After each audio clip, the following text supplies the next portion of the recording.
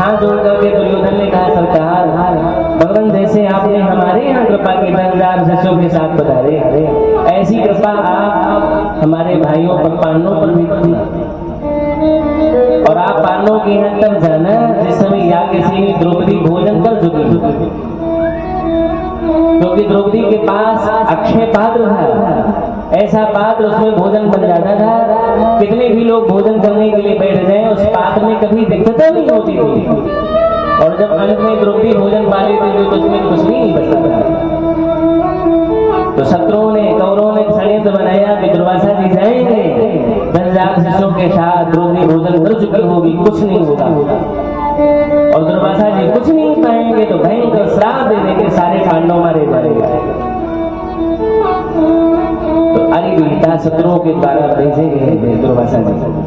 द्रौपदी भोजन कर चुकी थी, जंगल में सब लोग बैठे थे। उसी समय 10,000 शिष्यों के साथ दुर्वासा जी पहुंचे और युधिष्ठिर जी महाराज से कहा, हम सब विद्यार्थियों के साथ भोजन पाएंगे, पर आप कल्पना करिए भगवान पर कितना बड़ा विश्वास। कहा, भगवान आप गंगा जी में स्नान करके आइए, भोजन मिलेगा। दुर्वासा जी चले गए, कुछ भी नहीं था। द्रौपदी भोजन कर चुकी हुई थी, पात्र खाली रखा था। प्राण संकट में क्या करें। एक गीत आपने सुना होगा, निर्बल के बलराम। भगवान दौड़े दौड़े आया करके भगवान ने उस पात्र को उठाया और भगवान ने संकल्प किया तो उसमें तुलसी का पत्र प्रकट हो गया। कुछ लोग कहते हैं चावल का दाना, पर ऐसा नहीं। यहाँ लिखा है क्या भगवान ने खाया, साकान सिस्टम उपभुज्येत त्रिलोकी। साकान, साग रूपी अन्नम, साकान्नम।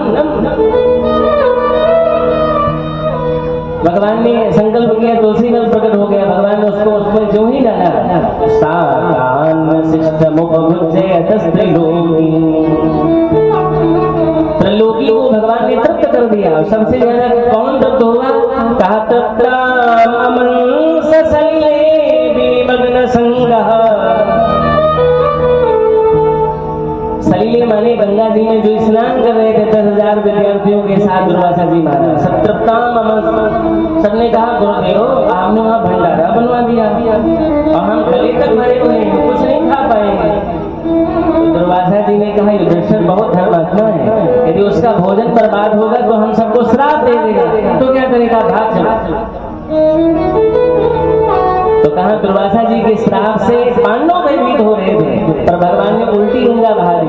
आज दुर्वासा जी महाराज 10,000 विद्यार्थियों के साथ भाग रहे, भागो आ रहा है। भगवान ने कहा, जाओ सहदेव बुला के लाओ। सहदेव आए। सहदेव जंगल में आकर के दुर्वासा जी को खोज रहे हैं, झाड़ हटाते, तलवार चमकती है। दुर्वासा जी कहते, भागो सहदेव आ रहा है।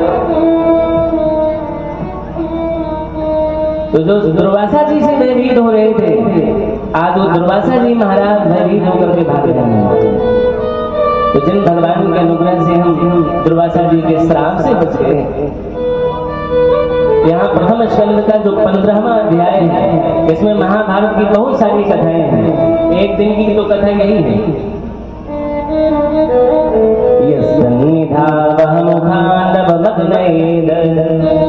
इंद्रम च सामरगणं तरसा विजेत्य लब्धा सभामय कृताद्भुत शिल्प माया।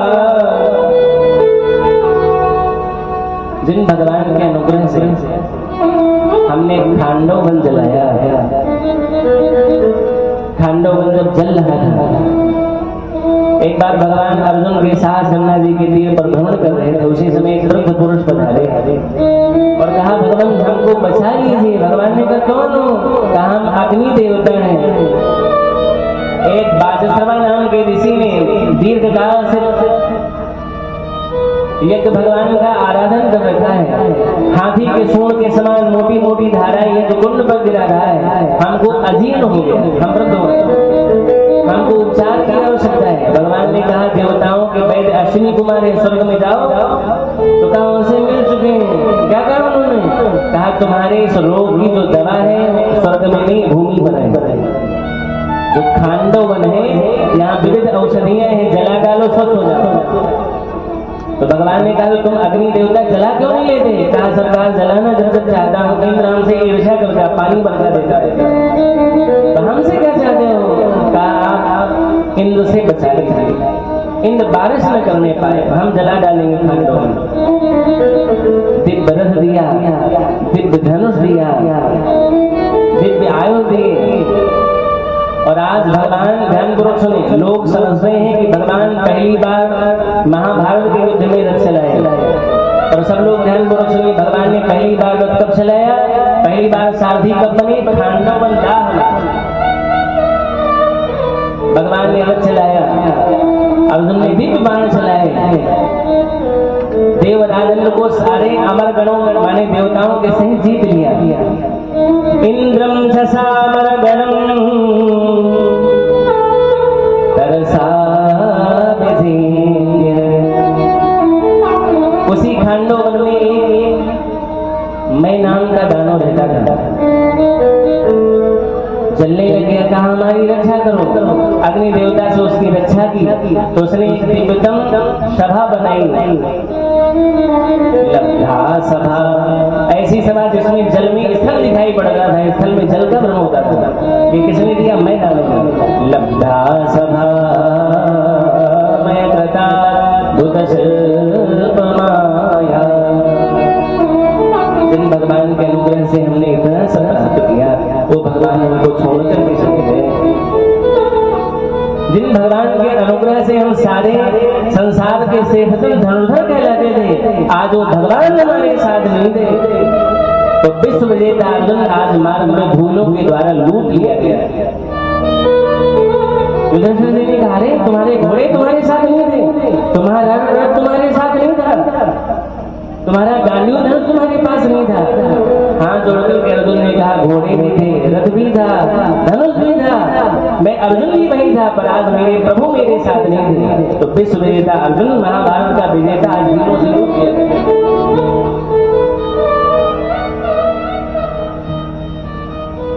वही रथ था, वही घोड़े थे।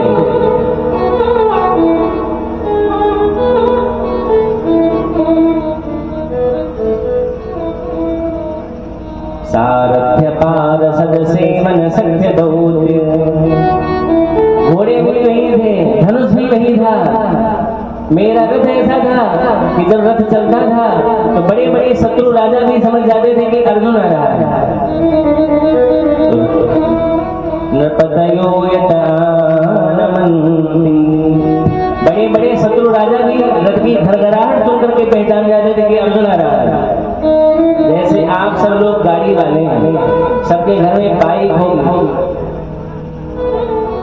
आप ध्यानपूर्वक समझिए। जैसे आप घर के अंदर हो, कई सारी गाड़ियां आती जाती रहती हैं, व्यक्ति घर के अंदर से कह देता अपनी नहीं है, और जब अपनी गाड़ी आकर के दरवाजे पर रुकती है तो व्यक्ति कहता आ गई गाड़ी। क्यों? अपनी गाड़ी के इंजन की आवाज व्यक्ति पहचानता है। वैसे अर्जुन कह रहे हैं, जब हमारा रथ निकलता था तो बड़े बड़े शत्रु राजा जान जाते थे कि अर्जुन आ रहे हैं, तो बलि मध्य मार्ग में आकर के प्रणाम करते थे। पर आज मेरे प्रभु मेरे साथ नहीं थे, तो मैं रथी अर्जुन वही, विश्व विजेता अर्जुन वही, घोड़े भी वही थे, गांडीव धनुष भी वही था, पर आज मेरे प्रभु मेरे साथ नहीं थे। तो मेरा सारा बल ऐसे व्यर्थ हो गया। इस प्रकार कहा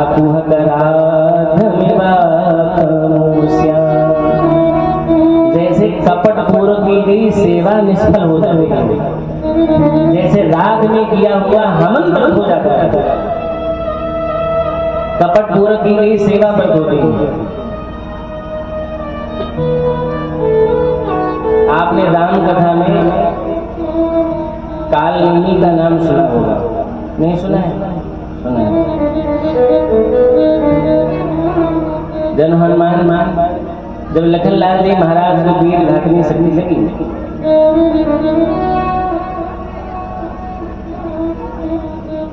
हनुमान जी महाराज संजीव की बूटी लेने के लिए गए। रावण को पता चला, रावण ने जाकर के कालनेमी से कहा जाओ और जाकर के कैसे भी बाधा बनो, रात बता दो हनुमान को, प्रातः हो जाएगा बेटी काम नहीं करेगी, लक्ष्मण के प्राण नहीं बचेंगे, राम भी रो रो करके प्राण दे देंगे, हम बिना युद्ध के जीत जाएंगे। काली को समझाया, काली बहुत चमकीला दुपट्टा ऐसे ओढ़ करके लाके जंगल में बैठे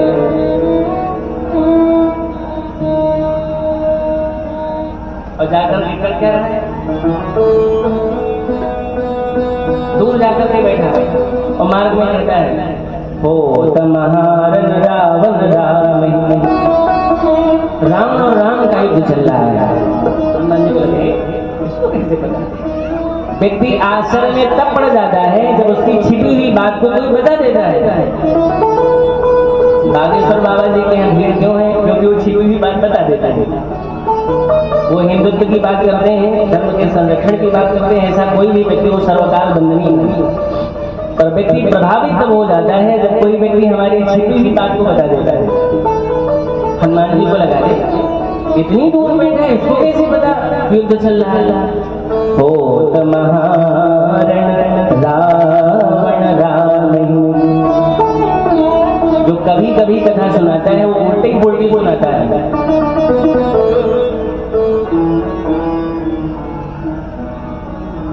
राम राम युद्ध चल रहा है ये नहीं कह रहा है, पहले रावण का नाम लेता है। हो तमहारण रावण राम, हनुमान जी ने कहा तुमको कैसे पता? अरे कहते हैं हम ज्ञान दृष्टि बल में लिखा है, मैं सब जानता हूँ। अच्छा तो तुम ये भी जानते हो कि जीतेगा कौन? कहाँ कौन जीतेगा? तो कालनेमी को लगा यदि मैंने कह दिया कि रावण जीत जाएगा या भी एक मुक्का मारेगा हम मर ही जाएंगे, तो कहता है जीती है राम, जीती है रामन संशय जामे, राम जी जीतेंगे। बोला अच्छा तुम कैसे देख पा रहे हो? बोले ज्ञान दृष्टि से। बोले हमको भी ज्ञान दे दो। पहले तुम ऐसा करो, हमको जल पिलाओ। तो जल मांगा तीनक मंडल, हनुमान जी ने कहा इतनी में तृप्ति नहीं होगी, तो जाओ सामने सरोवर है, जल पिलाओ, हाथ पैर धुलाओ, फिर हम तुमको दीक्षा देंगे, फिर तुमको हम मंत्र देंगे।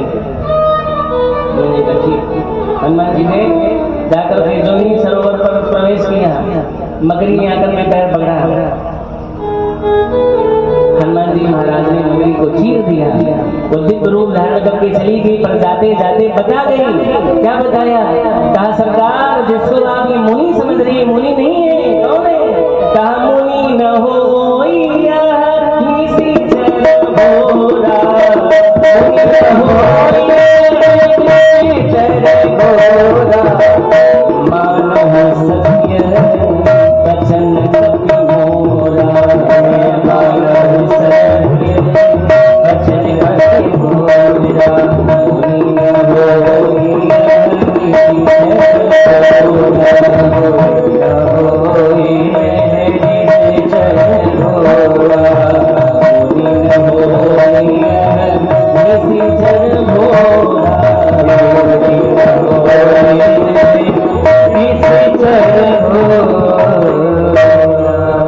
हनुमान जी लौट के आए हैं, कहा धुलाए हाथ पैर, कहा हाँ, कहा मंत्र ले लो, मंत्र लो। हनुमान जी ने कहा नहीं पहले दक्षिणा, कहने नहीं पहले मंत्र लिया जाता है, पहले गुरु मंत्र लिया जाता है, फिर दक्षिणा दी जाती है। हनुमान जी ने कहा नहीं पहले हम दक्षिणा देंगे, तो कहता है लाओ दो दक्षिणा। हनुमान जी ने पूछ भी लपेट पटक के मार डाला, तो कपट पूर्वक की गई सेवा भी व्यर्थ हो जाती है।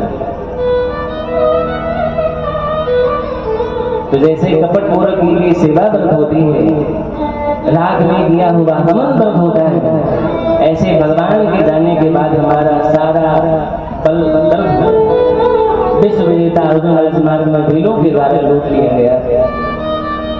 भगवान के सुदाम प्रस्थान का समाचार जो ही कुंती मैया ने पाया, कुंती मैया ने सत्य अपने देह का त्याग कर दिया।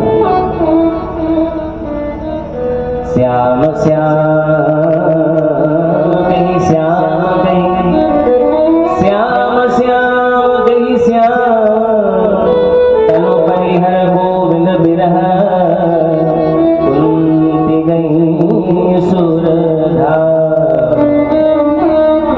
कुंती मैया ने सत्य देह का त्याग कर दिया।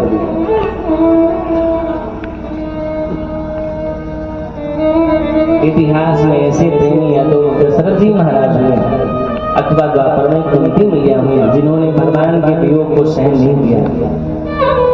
गोस्वामी जी कहते हैं जल में मगर भी रहता है, पर जल से मगर को अलग कर दीजिए मरेगा नहीं। जल में मेढक भी रहता है, मेढक को जल से अलग कर दीजिए मरेगा नहीं। जल में कछुआ भी रहता है, कछुए को सरोवर से बाहर रख दीजिए मरेगा नहीं।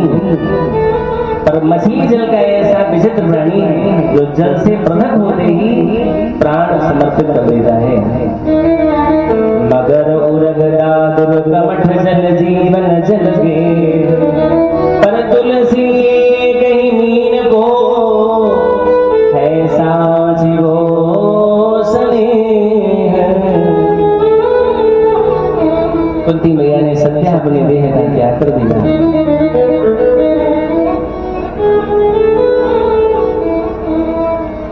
युधिष्ठिर जी महाराज को लगा अब उनको यहाँ नहीं रहना चाहिए।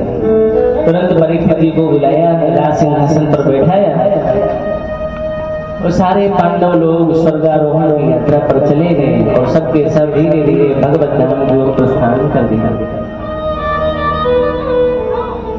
बोल भक्तवत्सल भगवान की जय, गोविंद जय जय गोपाल जय गोविंद जय जय गोपाल जय जय गोविंद जय गोपाल जय गोविंद जय गोपाल जय जय राधा रमण हरि गोविंद जय जय राधा रमण हरि गोविंद जय जय गोविंद जय गोपाल गोविंद जय गोपाल जय जय गोविंद जय गोपाल जय गोविंद जय गोपाल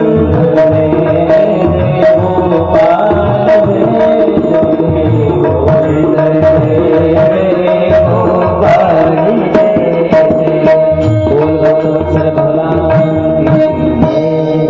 पांडव लोग स्वर्गारोहण की यात्रा पर चले गए।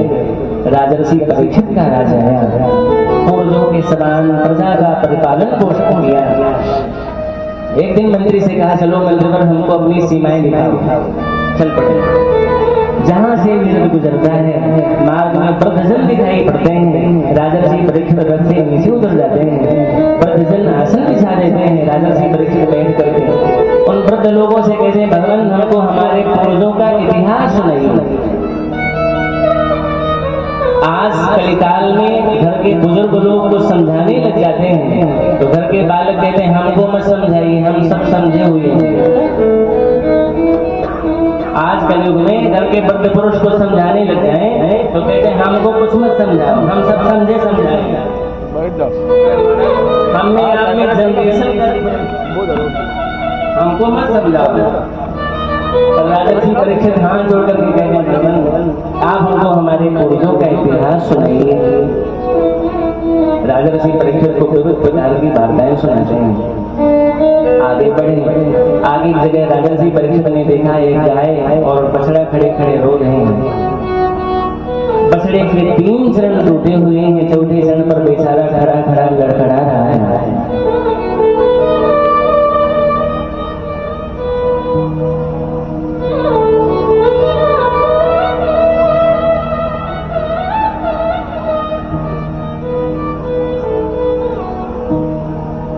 गैया जोर जोर से पूछ रही बेटा क्यों रो रहा है। उसी समय काला काला पुरुष दौड़ा दौड़ा हाथ में भयंकर तलवार लिए हुए आया, गाय और बछड़े को मारने लगे। राजर्षि परीक्षित ने इस दृश्य को देखा, भयंकर नाराज होकर के मारने के लिए दौड़े तो काला काला पुरुष दीनहीनों की तरह करके चरणों में ले लिया। राजर्षि परीक्षित ने उसने वृषभ से पूछा है वृषभ देव आपकी 3 चरण किसने तोड़ दिए, आप हमको उस अपराधी का नाम बताइए। तो कहता है सरकार मैं अपने इस दुख का कारण किसको बताऊं। कोई प्राणी कहता है जो कोई जैसा कर्म करता है वैसा उसको फल मिलता है। काहु को सुख दुख कर दाता निज कृत कर्म भोग सब भ्राता। राजर्षि परीक्षित नगर दर्शन करने के लिए जा रहे हैं। अब राजर्षि परीक्षित को नगर दर्शन करने के लिए जाने दीजिए, क्योंकि 5 बज चुका है, इसलिए आज समयानुरूप कथा को यहीं पर विश्राम। आप सबसे निवेदन है, ठीक 5 बज रहा है, 5 बजकर के 1 मिनट, आप ठीक 1 बजे पधारिए।